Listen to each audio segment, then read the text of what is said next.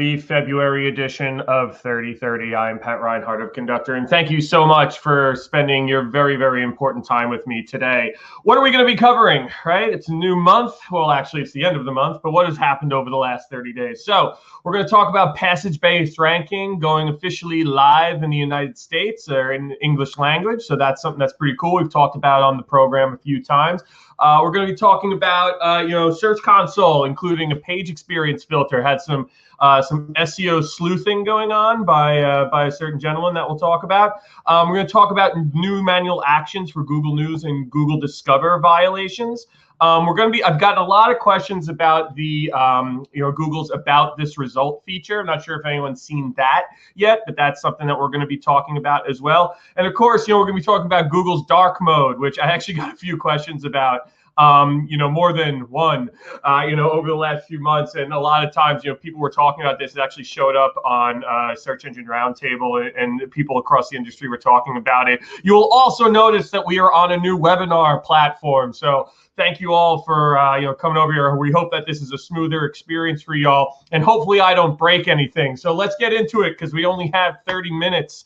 Number one, we are talking about passage-based ranking being live in the United States in the English language. So on February 10th, Google confirmed that passage-based ranking went live in U.S. English search results, right? So for anyone who doesn't, know what this is, and anyone who hasn't come to the program or just wondering what this is. So what this is, basically, is that it's Google's ability to take a long form piece of content, right, and sift through it, and then identify certain passages within that long form piece of content, and then match that up to particular query or queries, right? So think of it this way: like if you have a piece of content that talks about making a birdhouse and then ultimately feeding birds with it. Weird analogy, I know, just go with it. Google can go through that entire piece of content and pick out specific passages, that actually that surround, constructing the birdhouse, as well as separately rank passages, specific passages in the SERP for talking about the food, right? So those two completely separate queries, right? Like building a birdhouse and then actually using a birdhouse to feed, feed birds. You will see in the SERP specific passages dedicated to that. It almost looks like an answer box or a people also ask box, which is super interesting. But you'll see those show up, like that. And again, Barry Schwartz had asked this of Danny Sullivan. And Danny, had said, that it launched, it had launched, so we know that it's out in the wild. And for anyone who's just kind of wondering, what does this look like, out in the wild? They have been testing this for quite some time, right? Actually, a few months ago on the program, I showed an example of me coming across this, right? I Googled something very, very specific, and it came up, something like this. Again, kind of looks like an answer, kind of already looks like an answer box, right? And then when you go into it, the cool thing is that when you actually go into the content, you click into this, right? You actually will see, they will scroll down to that portion of the page for you and highlight it. So to answer one of the questions in the chat, someone asked, I thought they already did that before now. It's not that they didn't go through the content and understand the different parts of it.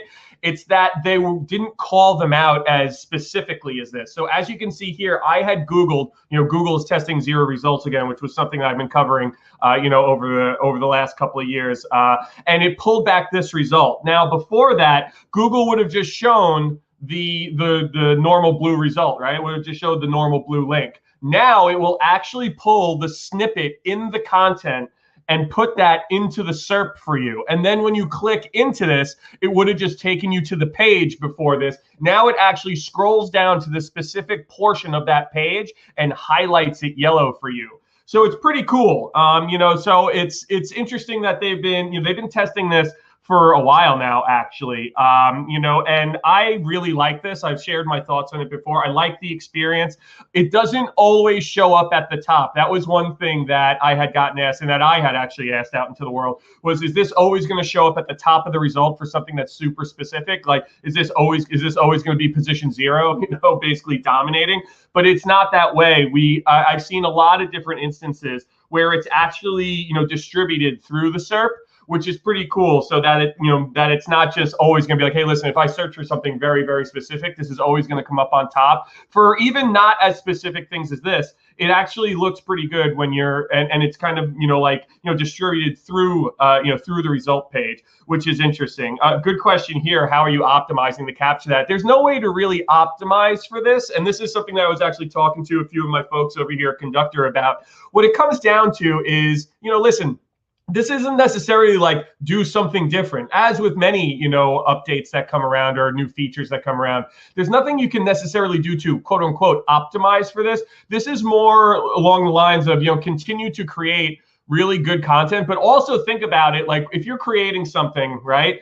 Are you answering the specific questions, that your audience is more than likely asking themselves, right? Are you giving enough information?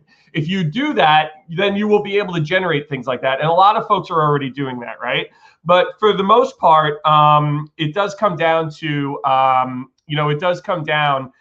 fact that, you really just have to keep going, you kind of have to keep, doing what you're doing. Continue to optimize the way that you're doing. Continue to create good content that answers questions, that's very specific. But as the, so yes, actually comment right there from Donna. Yes, so as always, continue to create quality content and you'll be automatically optimizing for this. It's not really about quote unquote specifically optimizing for this. It's just about creating stuff that's good. Other question that's got, has there been a lot of impact from this? So this rolled out, I don't know, just under a month ago, about 25 days ago. And, folks, or about half a month ago, 2 weeks ago, and everyone's asking, hey, is anyone seeing any major, like impact from this? As far as we can tell, I looked at, SEMrush's, rank sensor, looked at Mozcast as I typically do, went through Searchlight and couldn't really see anything. I didn't see any customers in all different verticals. As I said, for the program, I monitor about 100 domains regularly, just in all different verticals, just to see if any particular ones are going up or down when these updates go live, whether it's an algorithm update, a feature update, things of that nature. No one really saw anything there. Glenn Gabe's been talking a little bit the last few days, about some stuff that he's seeing, but ultimately this is just something that rolled out. And they, Google had come out and said this, that it's one of those things where I think they said it would impact like, I don't know, it's like 3% of queries, I think was that, which is still a massive number. Don't get me wrong. It's not like it's not a massive number, but at the same time, this wasn't necessarily about like pushing a site up or down. It was more just like, it was more modifying the results around it. So I think at the end of the day, this is just a cool feature that rolled out. I think it makes a better search experience. That's my opinion. I'm happy that we didn't see any massive like winner, like quote unquote winners or losers. I hate when these big algorithm updates roll out and you see, oh, these people won, these people lost. It's like, well, it's really just, did it make the search experience better? And I believe that, yes, that this made the search experience better, but ultimately no major ranking shifts up or down. But again, that's, as time goes on, we'll kind of see. And also as these tools are able to track these snippets, because when you think about it, this is a new featured snippet, right? A lot of the tracking tools, Searchlight included, don't have the code built in them yet to actually show this specific thing that's rolled out. But in the next couple of months, everyone will have a better way to track these. But right now, using the traditional methods, no major impact from this update. So that's pretty good to see. But ultimately, I think this is a good thing for search. And as you can see here, Glenn Gabe had said that, he dug in really heavily, and, he really goes, to the nth degree. And for the most part, it's, he basically put, Mr. Bean yawning, that this was kind of, it really doesn't impact majorly. He said specifically, it only impacts longer unstructured content. And so for the most part, it's kind of nothing really there, but ultimately I think it makes for a better search experience when this does come up. So moving on to Google Search Console. Now, as we all know, in the May timeframe, that we have an update rolling out that Google has dubbed the Page Experience Update, which a lot of people, for the most part, this is all people are talking about right now is, core web vitals and things of that nature, page experience. I actually hosted a roundtable discussion on Tuesday with a colleague of mine a bunch of great folks, and we talked to, this kind of dominated the 45-minute conversation. But one interesting thing is, that people have been asking is, what is this how are we going to track this? Is it just using Lighthouse reports? Is it, do you have to use, do you just kind of have to keep using page speed insights and those tools? And, is there going to be anything in, Search Console outside just the core Web Vitals, one? And what's interesting is that on Twitter, an individual named J.R. Oaks, who, I was not familiar with before, for the most part was doing a little code sleuthing in Search Console or in Google, and notice that there was a new SERP feature here, highlighting the results of a good page experience, which is interesting, which means that they're really going to be calling out who's going to be having a good and bad experience, right? So they've said that, in the past, Google has done this before, right? They've had little icons next to URLs in the SERPs, and it said like mobile friendly, AMP, things of that nature, secure and non-secure, if everyone remembers that. And I think at the end of the day, we're going to continue to see, these things evolve, right? And in the performance report in Search Console, it appears that there is going to be a filter added to the performance report for page experience, right? And when you see this, what would that look like in Search Console? Barry Schwartz actually mocked it up, what it could potentially look like. So everyone, I'm sure, is familiar with this, all the different filters that you can add into the performance report in Search Console. And, for the most part, it should surprise nobody, right? So I got a lot of questions over the last couple of weeks, like, hey, what does this mean? All this. It doesn't mean anything outside of what we haven't already talked about or what you haven't already heard, right? Google has been openly talking about the Core Web Vitals update going live somewhere in the May timeframe, right? This is just further confirmation that they are going to continue to push this. It's just like when they were pushing mobile friendly this. It's like, listen, this is coming. Your site has to be in the best shape possible, right? Get your site into the best shape possible. If you have wacky elements on your site that may throw your cumulative layout shift, out of whack, you need to do something about that. If your page is egregiously slow, you need to do something about that. If for some obscure reason your site is not mobile friendly, you should have done something about that 4 years ago, but you need to do something about that. But at the end of the day, this is just, again, Google pushing us. I've always called, and anyone who's joined the program knows, I've always called Google a polite bully. And this is them just pushing us into the area that they want the web to be, right? They want sites to have a good, experience. They want users to have a good experience so people continue to use their search engine. But ultimately, this comes back, this just really comes down to take care of your site, make sure it's in a good spot. If you feel your site is not in a good place and you feel like you don't have a plan, get a plan together. If you don't know what that plan should be, call me. I will get on the phone with you and I will talk to you about a plan, right? So good, question in the chat. Any suggestions on resolving the cumulative layout shifts for good experience? That's one where, listen, we have access to the data that shows the pages that have that in Search Console. For those, that is a design and UX thing, right? That's something that you have to connect with your web team and figure out what's the fix for this. If something weird is going on your site, that's not only just for this update, that's a user experience thing. And that means users are having a weird experience on your site. So definitely get together with your design team, get together with, folks, your UX, your agency, whoever handles that, whoever handles implementation, whoever is basically the webmaster of your site, and come up with a plan to fix that and get leadership on board that we need to fix this. Google is telling us that we need to fix these things. So that's what I would do, to answer that question. So for the most part, that's what that comes down to. So expect, this is not live yet. This is just a mock-up, again, just to confirm that. But again, get ready for this. We're going to have access to this data. Google has been very kind to SEOs over the years, over the last couple of years, with updating Google Search Console for having, relevant, accurate, data for us coming out of this platform. And as everyone, who's joined the program over the years knows, that I used to have a major issue with Search Console because it was so buggy, but it's come so far. And this is just the next step. They're going to give us this data, but we have to do something with it, right? So keep that in mind. Have a plan, and if you don't have a plan, or I don't know what to do, give me a call, shoot me an email. I'll help you build a plan, and let's get the right people, in the room and talking about fixing this stuff, right?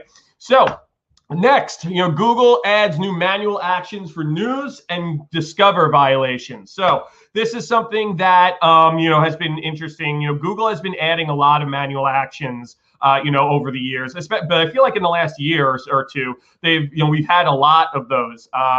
We've had a lot of those. But at the end of the day, new manual actions are okay. So anyone, who this pertains to, not, Google News does not pertain to everybody, but at the same, and Discover, but at the same time, just take heed of this, what's happening. Search Engine Roundtable, as always, Barry always does a good job of just high level explanation. So I just pulled this from him. Because there's no need to rewrite it as long as I credit him.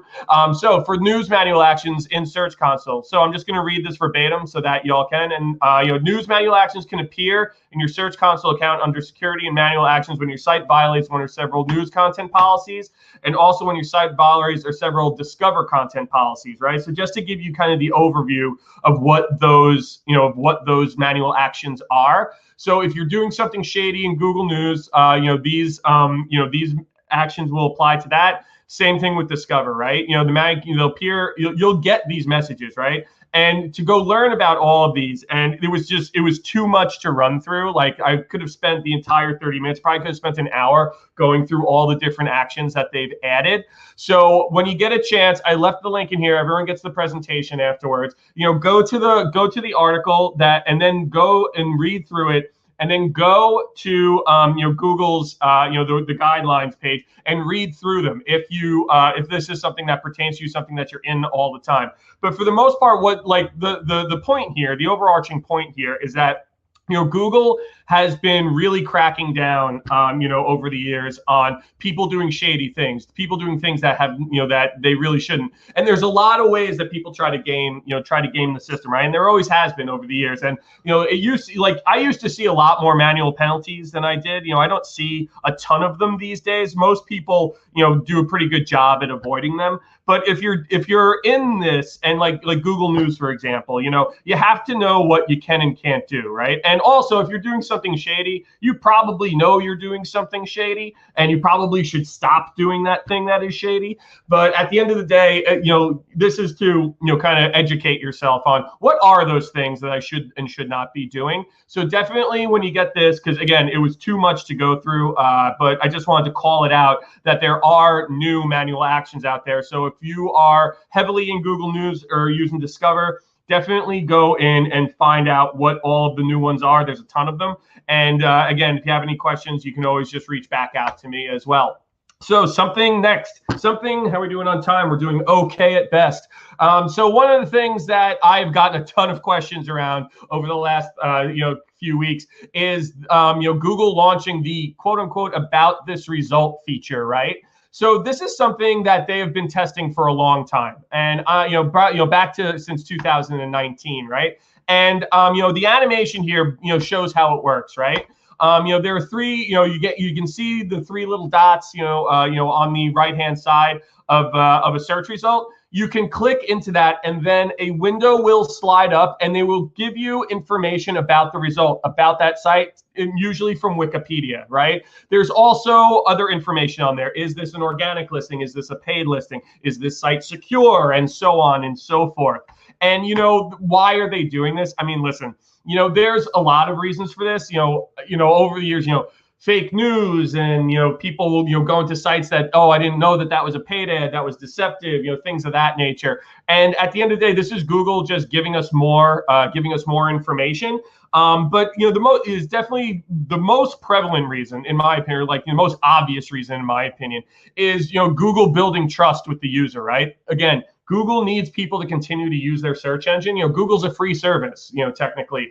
And, they need people to keep using their search engine, which is why they test and they roll all of these things out. They want to continue to make people have trust in the engine, have trust in the results and in the information that they're getting across. And I think, listen, how much is this going to get used? I think that there was a couple of folks who asked me that question, like, do you think that this is gonna, gonna be used that much? And, I was looking around, and there were some Googlers who were kind of answering these questions. I don't think it's going to be like this, oh my God, this about me, this about this result thing is, is really impacting the way that search works.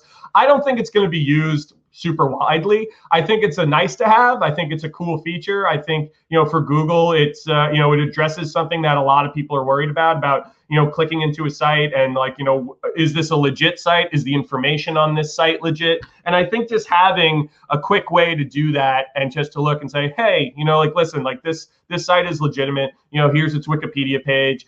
Here's some information about it. It is a secure site and things of that nature. It's interesting. It's almost like they took the icon that was next to, that they used to put next to the URL. Like I said before, like the mobile friendly, the secure, not secure, and they kind of boiled it into this pop-up. I mean, which is what it is. It's a pop-up. And I think that this is something that it's not going to impact search that much.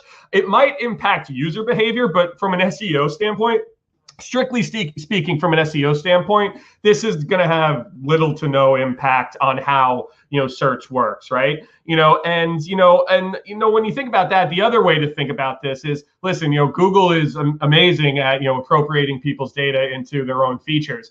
And when you think about that, this is just another way of them using the data that they have access to create a good experience, of course, to keep people on their search engine, of course, to keep people, using and, so that they can keep selling ads too. And as the chat says, another way to keep searches in Google's property and not into the sites, which I was just about to get into. As everyone knows, my opinion over the years, and Google has been, has not shied away from, Google wants to be the destination, right? They want to give you the information that they have, and they would love for you to make a transaction on google.com and not go to the site that they're actually pointing to, so that they can use that as a business line. But to the same point, I get this move. When you see like all of the efforts put into like EAT over the last couple of years, all the updates that have been heavily relying on trustworthy results, the trustworthiness of those, the authoritativeness, the expertise, aspects of the site and the content and the people writing it. This is no surprise. This is just another step in that direction. And I think that, I don't mind it. But again, I think from a SEO standpoint, this is going to have, little to no impact on actual like SEO efforts or results. So how are we doing on time? We're doing okay. So next one, Google's dark mode. I don't know if anyone saw this. So I actually have the ability to switch my Chrome into dark mode, and I like it. I usually switch everything into dark mode just because I'm usually working at night, and like bright white screens hurt your eyes after you've been on the computer for 16 hours. But we forge through. But at the end of the day, there are some people talking about, it making it harder to see the paid ads. Barry Schwartz had actually, brought this up at first, that the ads don't really stick out as much as they used to, right? They used to be yellow, and then they were black, and now they're just gray, just like the URL. And a lot, for me, I mean, I've talked about, over the years, eventually I believe that Google is going to start distributing paid ads throughout the organic listings. And listen, that's not what this is. But again, I can see what he's saying, that there are, it is hard to distinguish, the URLs from the ad. I mean, it does blatantly say ad on it, but I could see someone just scrolling quick and not seeing that. But I do like searching in dark mode. I do like searching in dark mode. But a lot of people. So when this caught on, I started asking around to some other folks in the industry and some folks in Conductor, and we were going back and forth on it. And yeah, like it does make it harder to see. You know what I mean? Because everything does blend. And actually, as I've switched into dark mode, into the dark mode, I've noticed that like the tabs I have open are actually harder for me to track on. Like which tab I have open when I just look at the top, which was something which was really odd to me. And I was like, oh man, I can't believe it actually is harder to follow it in dark mode than it was in light mode. But at the end of the day, it kind of comes back down to, is Google trying to do anything weird here? No, that's not what they're trying to do. But at the same time, the page actually does blend together more than it does in light mode, right? Statement, I wonder about the accessibility of that blue in the, in the chat. Very, very fair point. It comes down to like, it does blend into each other more than it does in light mode. So it's something to take into account. And I'll be interested to see if over time, if any behaviors change or we see any like hard data on on behaviors changing, due to X amount of people being in dark mode and light mode. Like I would love if Google would release a study at some point saying like, hey, listen, like, search behavior is actually different between these two. But do I think that that's the case? Probably not. But either way, very, very sneaky, very, very sneaky, in many people's eyes. And, as we talk about all of this, again, as we come to the end here, we always say, listen, it's not about, algorithms and the features and all that. It's all about making content that your users care about and that they think about. And you are just the, Google is just the, just the vessel to get folks from point A to your site. So think about that. Don't worry about algorithms. And with that, everyone, 30 minutes, almost on the dot. We have made it.